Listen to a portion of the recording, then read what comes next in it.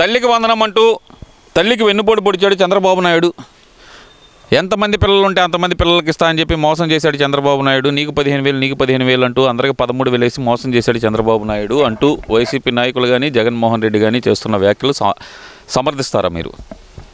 సమర్థించడానికి ఏంది? వెన్నుపోటు అనడానికి దానికి పేటెంట్ హక్కు వాళ్ళే కదా. ఇప్పుడు తల్లికి వెన్నుపోటు పొడిచాడు, బాబాయ్ గొడ్డలు పోటేశాడు, చెల్లికి వెన్నుపోటు పొడిచి బయటికి నెట్టాడు. ఇంకా వెన్నుపోట్ల గురించి ఈయన అతను ఏదో చంద్రబాబు అది చేశాడు ఇది చేశాడు అని చెప్తే ఇంటానికి పిచ్చోళ్ళం కదా జనం. ఇప్పుడు అమ్మకి వందనం రైట్, మంచి కాన్సెప్ట్. నువ్వు పెట్టావుగా అమ్మకి, ఇది తల్లి అమ్మ ఒడి అమ్మ బడి పెట్టావు కదా. నువ్వేం చెప్పినావు? 15 ఏళ్ళు అన్నావు. నీ భార్య ఏం చెప్పింది? జగన్ అన్న ఒకటి చేర్చిన 15 అంది, ఇద్దరు చేస్తే 30,000 అంది. ఎంతమంది చేర్చుకోండి, మీకు అన్న అమ్మ ఒడి కింద జగన్ అన్న డబ్బులు వేస్తాడని చెప్పింది. ఏం చేశారు తర్వాత? 2021లో నువ్వేం చెప్పావు అసెంబ్లీలో? మా వాళ్ళు ఏదో అవగాహన లేక మాట్లాడారు, మేము తల్లికి అమ్మ ఒడి అనేది ఒక తల్లికి మాత్రం ఇస్తా ఉన్నాము, అదేదో పొరపాటు అవగాహన లేక చెప్పాను అని అన్నావు. ఆ రోజు నువ్వు అన్నావు. సరే నీ మాట అనుకున్నావు. ఎంత ఇచ్చావు? 15 ఏళ్ళు ఇచ్చావా? ఎంత ఇచ్చావు? ఫస్ట్ నెల వచ్చేపాటికి ఫస్ట్ సంవత్సరం 14,000 ఇచ్చావు. ఆ 1,000 రూపాయలు ఏమైనా ఏం చెప్పావు? స్కూల్ మెయింటెనెన్స్ కన్నావు. Okay right. సెకండ్ ఇయర్ ఏం చేసావు? 13,000 ఇచ్చావు. ఏందన్నా 13,000 ఇచ్చినావు అంటే ఇంకో 2 ఏళ్ళు ఇంకో 1,000 రూపాయలు మొత్తం 2 ఏళ్ళు పెండింగ్ ఉన్నాయి. ఏందన్నా అంటే స్కూల్ ఇన్ఫ్రాస్ట్రక్చర్ డెవలప్ చేయడానికి, వాచ్మెన్కి ఫీజులు ఇవ్వడానికి అన్నావు. థర్డ్ ఇయర్ వచ్చేవాడికి కరోనా నువ్వు ఎత్తేసావు. లాస్ట్ చివరికి వచ్చేవాడికి అది కూడా ఇవ్వలేదుగా. 2024, 23, 24 నువ్వు ఇవ్వలేదు కదా. ఒకటేనా విద్యాదీవెన అన్నావు, ఏమి ఇచ్చొచ్చావు? కరోనా టైం నా కొడుకున్నాడు, వాడు ఎన్ఆర్ఐ కాలేజీలో బీటెక్ చేస్తున్నాడు. కరోనా టైం ఎత్తేసావు. ఏంటంటే ఆన్లైన్ క్లాసులు దొరికితే ఇంకేంది ఇచ్చేది అన్నావు. ఇంకేం నువ్వు చెప్పేది? నువ్వే పెద్ద బోగస్వి, నువ్వే తపస్గాడివి. ఇక నీ గురించి ఎవరు నమ్ముతారు చెప్పు? జగన్కు వస్తున్న జన ప్రభంజనాన్ని చూడలేక ఓర్వలేక మాత్రమే ఇప్పుడు జగన్ పర్యటనలు అడ్డుకుంటుంది కూటమి ప్రభుత్వం. లోకేష్కు వణుకుబుట్టి ఆపుతున్నాడు అంటున్నారు. నిజమేనా అది? ఓ నిజమబ్బా, వణుకుబుట్టిపోయిందా? ఆ అబ్బాయి చెప్పాలి, మేము వినాలా. ఏం చెప్పేది? జనం ఈ క్రౌడ్ పుల్లింగ్ అనేది ఏ పార్టీ అయినా, ఆ పార్టీ ఈ పార్టీ ఏం లేదు, ఏ పార్టీ అతీతం కాదు. దానికి ఒక ఏజెంట్ ఉంటాడు. నువ్వు 100 మంది కావాలా, 50 మంది కావాలా, 5,000 మంది కావాలా? ఆడ మనిషికి 250 బిర్యానీ, మగ మనిషికి 500 బిర్యానీ, క్వార్టర్ మందు. ఇది నడుస్తున్న రాజకీయ ముఖ చిత్రం, చరిత్ర, నగ్న సత్యం. ఎవరికి చెప్పినా అదే, ఎవరిని అడిగినా అదే చెప్తారు. ఏ పార్టీ అయినా సరే క్రౌడ్ పుల్లింగ్కి అనుసరిస్తున్న విధానం ఇది. ఏదన్నా వాపు చూసి బల్బు అనుకుంటే ఎట్లా చెప్పు? మరి నీ వాపు బల్బు ఏమైంది? 11 సీట్లు పడ్డావు. నేను అమ్మ ఒడి ఇచ్చాను, మెరుగైన విద్యా వ్యవస్థను మెరుగుపరిచాను అన్నావు. ఎందుకు ఇచ్చారు మరి ఉపాధ్యాయులు? నీకు ఉపాధ్యాయులు మొత్తం నీకు యాంటీయే కదా, మొత్తం నీకు యాంటీ చేశారు కదా. 11 సీట్లు 11 సీట్లకి నేను కూర్చోబెట్టారు. అయినా కూడా నీలో మార్పు రాలేదు. నువ్వు అసలు నీ వ్యవహార జైలేంటి? ఎవరిని నువ్వు పరామర్శిస్తున్నావు? ఏమన్నా నీకు దిమాగ్ ఉందా? ఏందబ్బా జగన్మోహన్ రెడ్డి అన్న, ఇట్లయితే ఎట్లా చెప్పు? అంటే ఇక్కడ ఎందుకని అంటారు? ముఖ్యంగా చూస్తే కనుక జగన్మోహన్ రెడ్డి పర్యటనలనే అడ్డుకుంటున్నారంటూ వాళ్ళు ప్రచారం చేయడం వెనక మళ్ళీ రహస్యమైన కూర్చో అంటారు. రహస్యం లేదు, నా బంధం లేదు. వాళ్ళ ముందుకి వాళ్ళే రాలేసుకుంటారు. కావాలంటే కావాల్సిన వీడియోలు ఉన్నాయి, చూసుకోవచ్చు. వాళ్ళని ఎవరికైనా ఇస్తారండి. దాని పోయే కంచెని ఏదో ముడ్డికి అంటించుకుంటారు ఎవరైనా చేత. దానికి ఏదో వాళ్ళు హైక్ కావాలి. ఎవరైనా ఒక పర్యటనగా, ఒక పరాశ్రమగా వస్తే ఏమంటారు? వాళ్ళు ఓదార్చుతారు, ఒకరితో కొద్దిగా మాట్లాడతారు. వాళ్ళకి కావాల్సిన ఏదైనా ఆర్థిక ఇబ్బందులు ఉంటే ఏదైనా అడ్జస్ట్మెంట్ చేస్తారు, లేదంటే కొద్దిగా అష్యూరెన్స్ హామీలు ఇస్తారు. ఇదే ముచ్చడు. కానీ ఆయన లోపల రంగ జై జగన్, జై జగన్, జై సీఎం. ఏంది నా బంధు? సీఎం అయ్యేదే టైం లేదా? ఏలపాల లేదా? ఎక్కడ మాట్లాడేది ఏందనేది అది ఆయన వరుస. ఆయన ఏంది ఎంతసేపటికి ఏదో రాష్ట్రాన్ని ఇప్పుడే కొద్దిగా పెట్టుబడులు అవి కొద్దిగా వస్తున్నాయి, దాన్ని ఏదో డిస్టర్బ్ చేయాలని ఆలోచనతో ఉన్నాడు తప్పించి, ఇవాళ ఉంది సత్యనపల్లి అదే విగ్రహానికి వస్తాడు, ఓపెన్ చేయడానికి వస్తున్నాడు. ఇప్పుడు ఎల్లుండి యోగా దినోత్సవం ఉంది వైజాగ్, దాన్ని ఏదో డైల్యూట్ చేయడానికిలా కనబడుతుంది తప్పించి ఏ ఉపయోగం ఏంది? కారు మంచి ఆడాడు ఉన్నాడు వెంకటరెడ్డి, వాడు చూస్తున్నాడు తెలుగుదేశం పార్టీ అధికారంలో రాగానే వేధించారంట. వాడు అధికారం వచ్చింది అప్పుడు జూన్ 12 అధికారం ప్రమాణ స్వీకారం చేశారు. అతను నాగమల్లేశ్వరరావు ఎప్పుడు చనిపోయింది? 2వ దారి మందు తాగాడు, 5వ దారి చచ్చిపోయాడు. దీనికి ఏమన్నా సంబంధం ఉందా? అప్పటిదాకా ఆపద్ధర్మ ముఖ్యమంత్రి మీ జగన్మోహన్ రెడ్డిగా. ఎందుకు చచ్చిపోయాడు? బెట్టింగ్ కింద 30 కోట్లు పెట్టి అధికార పార్టీ ఎలక్షన్ల రిజల్ట్ తారుమారు అవగానే సమర్థించుకోలేక చెప్పుకోలేక ఆత్మహత్య చేసుకున్నాడు. దానికి దీనికి సంబంధం ఏంది? తెలుగుదేశం పార్టీ అంట, అధికార పార్టీ అంట, లోకేష్ అంట, ఈయనంట ఇది టార్చర్ పెట్టారంట. ఏం వెంకటరెడ్డి, నువ్వు ఈ మధ్యకాలంలో నిజంగా నీలాంటి వాళ్ళు వైసీపీ పార్టీకి ఉండాలయ్యా.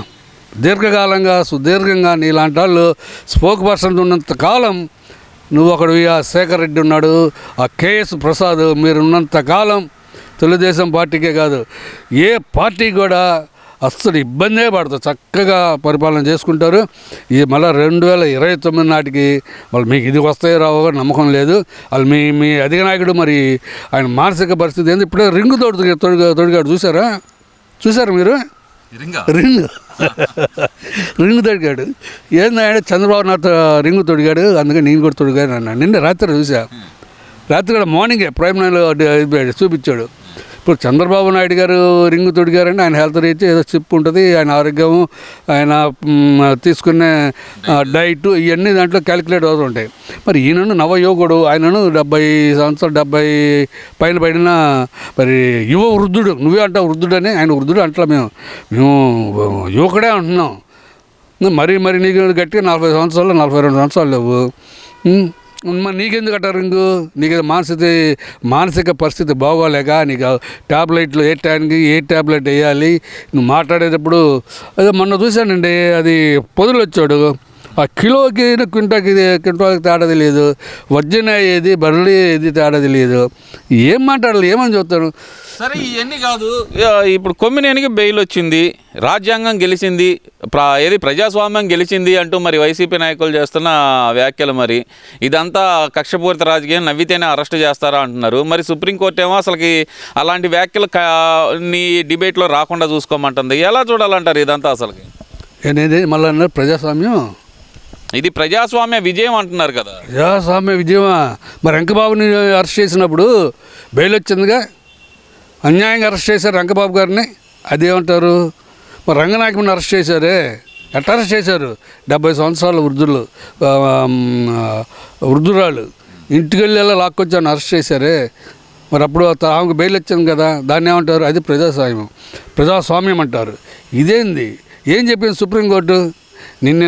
నువ్వు సచ్చుడివయ్యా, నువ్వేం తప్పు మాట్లాడలేదు అని నీకు బెయిల్ ఇచ్చిందా? కండిషన్స్ ఆర్ అప్లైడ్ అంది. నువ్వు ఏ డిబేట్ చేసినా సరే కుల ఘర్షణలు జరిగే విధంగా ఎవరన్నా టాపిక్ తెస్తే మీరు ఖండించని చెప్పింది. మరి నీకు సచ్చులేడు, నీకు సుప్రీంకోర్టు జడ్జిమెంట్ ఇవ్వలేదుగా. నేను అవన్నీ కాదంటలా. ఇప్పుడు సుప్రీంకోర్టు ఇచ్చిన guidelines Kommineni Srinivas follow అవుతున్నాడా? ఏమవుతున్నాడు? ఎవరు జస్ట్ ఇందాక పొద్దున్న సాక్షి వాళ్ళది ఒక డిబేట్ చూశాను. ఏంటంటారు ఇప్పుడు? మరి ఇలాంటి వ్యాఖ్యలు చేయొద్దని చెప్పి సుప్రీంకోర్టు చెప్పినా మరి అదే మరి కొమ్మినేని ఆ వెహికల్ నౌకే నేను లోపల వేసింది. ఏం కొమ్మినేని అమ్మ నువ్వు ఏం మనిషివారా బాబు? నీకు మొన్నే కదా సుప్రీంకోర్టు గడ్డి పెట్టింది, నోట్లో ఏం పెట్టింది? ఏమనాలా, అశుద్ధం అనాలా, గడ్డి అనాలా, నాకు అర్థం కావట్లా. ఈ వెంకటరెడ్డి అంటే వాడు మైండ్ పోయి ఏదేదో మాట్లాడుతున్నారు. ఇప్పుడు అతను ప్రస్తావించిన పేర్లు ఎవరెవరి పేర్లు? వంశీ, కొడాల నాని, ఇంకెవరెవరో పెట్టారు. వీళ్ళందరూ మహాత్ములా, లేదా వీళ్ళైన పుచ్చలాపల్లి సుందరరామయ్య గారి వారసులా? వీళ్ళ దగులుబాజీ వేదాలు. వీళ్ళ గురించి కూడా వెంకటరెడ్డి వెనకేసుకొస్తున్నాడంటే ఈ వెంకటరెడ్డి ఏందో, ఆయన గొడవ ఏందో, ఆయన కథ ఏందో. అదేమంటే పంచత్ 2029 ఎలక్షన్లో 80 సీట్లు 80 దాటితే చాలు, మ్యాజిక్ ఫిగర్ కూడా అక్కర్లా. తెలుగుదేశం పార్టీ వాళ్ళు మొత్తం ఊళ్ళు వదిలి ఆస్తులు గీస్తులు మొత్తం లారీలు వేసుకుని వెళ్ళిపోవాలి. బాంచ ఛానల్ ముందు సవాల్ చేస్తున్నా అని చెప్తున్నాడు. ఏందా బొచ్చు నువ్వు చేసేదే? ప్రజలు ఇవ్వాలయ్యా, ప్రజలు తీర్పిస్తే కానీ ఏదైనా తెలిసేది. ఇప్పుడు ఏదైతే సుప్రీంకోర్టు గైడ్ ఇలాంటి పిచ్చి ప్రలాపాల పేలే మీ బతుకులు ఎట్లయినాయి. ఇంకెవరికి మీకు ఏదో సామెత ఉంటుంది, క్షారం అయితే కానీ వ్యవహారం బోధపడదని, నీకు క్షారం అయినా నీకు వ్యవహారం తత్వం బోధపడతలేదంటే ఇక నిన్న భగవంతుడే కాపాడాలి. అని ఇప్పుడు ఇలాంటి వ్యాఖ్యలు చేస్తున్నాం, మరి ఖండించట్లేదు కదా, ఎలా చూడాలంటారు దీన్ని? ఇప్పుడు సుప్రీంకోర్టు ఆర్డర్స్ను ఉల్లంఘించినట్టే కదా, మరి దీన్ని ఎలా చూడాలంటారు? ఉల్లంఘించే 100% ఉల్లంఘించినట్టే. మరి దీని మీద మరి లీగల్గా మరి మన ఎవరైనా పార్టీ వాళ్ళు, మరి తెలుగుదేశం పార్టీ వాళ్ళకన్నా ఇది షేర్ చేస్తాను.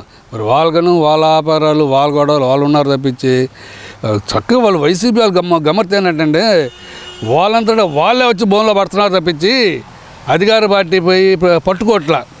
ఇప్పుడు వంశీ ఉన్నాడు, వంశీ మీద గవర్నమెంట్ ఎటువంటి కేసులు పెట్టలేదు, తనంతటా తానే వచ్చి బోన్లో ఇరుక్కొని ఇవాళ గిల్లగిల్లాడుతున్నాడు. ఇందాక చూసే కొడాలి ఆయన అరెస్ట్ అంట, అరెస్ట్ అంటే చూశాను నేను బ్రేకింగ్ న్యూస్. మరి ఆయన ఎందుకు అరెస్ట్ చేశారు ఏందో తెలియదు. అతను శివరెడ్డి లబా అంటే ఏదో దుబాయ్ వెళ్ళిపోతున్నాడు, అక్కడ పట్టుకుంటే వాటి కూడా మద్యం కేసులు 37 ముద్దాయి. ఎవరు చెప్పాడు? ఆయనకు పక్కన తిరిగి గన్మ్యానే చెప్పాడు. 160 స్టేట్మెంట్ ఇచ్చాడు లాయర్ జడ్జి గారి ముందు. ఇంకేడికి పోతాడు? వీళ్ళంతటా వీళ్ళే నన్ను పట్టుకో దమ్ముంటే నన్ను పట్టుకో అంటారు. పట్టుకోపోతే దుబాయ్ పారిపోతారు. పట్టుకుని కానీ కక్ష సాధింపు అంటారు. సుప్రీంకోర్టు నుంచి నిరంజన్ రెడ్డి అంటాడు, ఆ రాయలు ఈ లాయర్ అని ఖరీదైన లాయర్లు, అతి ఖరీదైన లాయర్ని పట్టుకొచ్చి వాదిస్తారు. చివరి ఎన్ని చేసినా ఏముంది? ఇది ఒక సామెత ఒకటి ఉంది, బావ కళ్ళల్లో ఆనందం చూద్దాం అనుకున్నాం కానీ బావకు ఆయుష్ తక్కువ ఉంది, మనం ఏం చేస్తాం? అంతే అంటారు.